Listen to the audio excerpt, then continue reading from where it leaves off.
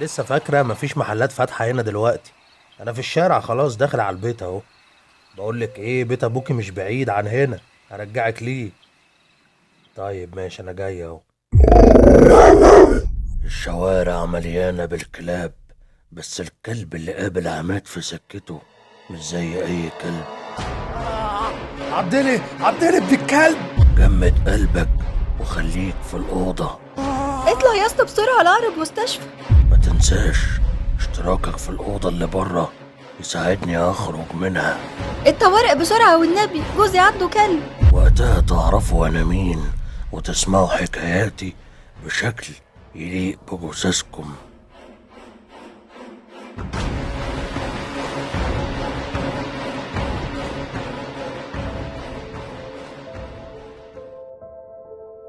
انت بتقول ايه يا دكتور؟ آثار عضة قديمة ازاي بس؟ ده لسه من دقايق. يعني ايه؟ انا شايلاه من على الارض وهو غرقان في دمه. ده حتى مفيش آثار دم على الهدوم. هو ايه اللي بيحصل ده؟ عماد متأكد إن في كلب أسود خرج من ورا عربية مركونة، هجم عليه وعضه، وقع في الشارع بيصرخ. بس في المستشفى مفيش دليل ولا أثر للي حصل. مفيش غير آثار قديمة على رجلي وتشبه أسنان الكلب فعلا. بس أنا في حياتي كلها ما تعضتش من كلب، ولا حتى فاكر الجرح ده بسبب إيه. والأغرب من كل ده إني حاسس بالوجع. أنا مش فاهم اللي بيحصل. خدت مراتي وروحنا، وطبعا خليت الأوبر يوصلنا لحد باب البيت. ما هو مستحيل أعدي من الشارع ده تاني. أنا معرفش اللي ظهر لي هناك ده إيه بالظبط. بعد يوم طويل في الشغل وليلة غريبة في المستشفى، دخل عماد ينام، وفي حلمه ظهر له الكلب الأسود نفسه واقف قصاده وبياكل من شيء قدامه مش واضح. قرب عماد منه واللي شافه جثة. الكلب بياكل من جثة بنت. منظر بشع. بس دي مش جثة. البنت صاحية ومفتحة عينيها، وكمان بصالي نظرة ميتة كلها استسلام.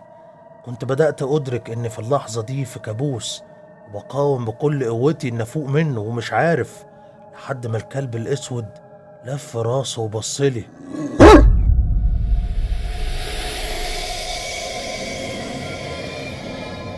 قام عماد من نومه بيصرخ، قلبه هيطلع من صدره، جسمه تقيل وبيتنفس بصعوبة. بيدور جنبه على مراته، ملقاهاش، بينادي عليها. انا هنا يا عماد، تعالى تعالى بسرعة، بص لقيت ايه. انت بتعملي ايه؟ فاتحة الباب ليه كده؟ وايه اللي في ايدك ده؟ سمعت صوت عند الباب، فتحت لقيته صغنن خالص وبيترعش يا عيني. هو احنا ممكن نخليه معانا شوية؟ ولاء، طلعي الكلب ده بره حالا. حرام عليك، ده اكيد جعان وبردان من الشارع. انت اتجننتي صح؟ بقولك طلعي الكلب ده بره حالا. الكلب اللي كان صغير في ايديها كبر فجأة، انيابه بارزة وسايل منها الدم. هو نفس الكلب الاسود البشع. أنا مش هسيبك، مصاحبك طول عمرك، مش هسيبك.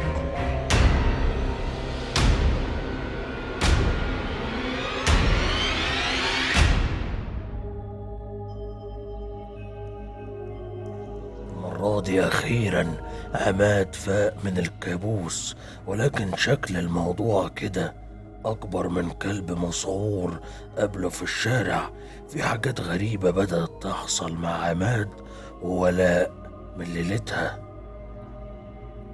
بقوا بيخافوا ينزلوا الشارع، وبقوا خايفين حتى يقعدوا في شقتهم بعد اللي بيحصل لهم. بيسمعوا صوت الكلب أوقات من الحمام وأوقات من تحت سريرهم. الكلب الأسود مبقاش مفارقهم حتى في أحلامهم. ولاء تعبت من اللي بيحصل لدرجة إنها مبقتش عارفة تقوم من على سريرها. بدأت تحكي لأختها في التليفون، وأختها دلتها على شيخ تعرفه، وقالت إن هو ده الحل، لأن اللي بيزوركم ده مش مجرد كلب. حضر الشيخ وبدأ يتمشى في البيت وهو بيقرأ، وبعد دقايق قال لنا إن بيتكم مفهوش حاجة، مفيش سحر معمول لنا يعني زي ما كنت متوقع. حكيت له عن الكلب الأسود، قال لي إن ده جن سفلي انت اذيته من غير ما تقصد وهو بيعاقبك. وريته اثار العض على رجلي، ولما لمسها اترعش وبرق عينيه وما بقاش على لسانه غير اعوذ بالله من غضب الله، وطلب مني انزل معاه للمكان اللي قابلت فيه الكلب في الشارع. قرار صعب ومرعب لعماد اللي ما كانش ناوي يعدي من الشارع ده ابدا، لكنه كان مطمن بوجود الشيخ. وصلوا الشارع وخطوات عماد بدأت تكون أبطأ. سبقوا الشيخ وبدأ يقرا بصوت عالي في الشارع. انت بتعمل ايه يا جدع انت وهو هنا؟ بسم الله الرحمن الرحيم. انت مين يا عم انت؟ انا حارس الفيلا اللي هنا يا اخويا. هو احنا مش هنخلص بقى من الدجالين دول؟ يغور واحد يقوم يجيلنا اتنين. احترم نفسك يا عم انت، احنا مش دجالين، الشيخ هنا بيساعدني. اتدخل الشيخ وقتها في الكلام وسأله عن الكلب.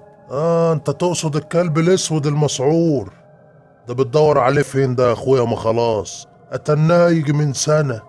كلب الاسود المسعور ليه حكاية قديمة معروفة من قبل ما عماد يسكن هنا، وليه حكاية تانية محدش يعرفها، ولكن جه الوقت لكشفها.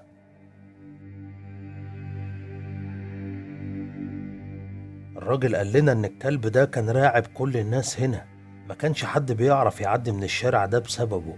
عور ناس كتير، وفي ناس كانت شايفة ان وجوده مهم وبيحمي بيوتهم من السرقة، وفي ناس تانية شافوه منفعة لأفكارهم الشيطانية. السيد نافع دجال قديم من دولة إفريقية، كان عايش هنا من كام سنة. كان شغال بسحر الفودو، السحر الأسود.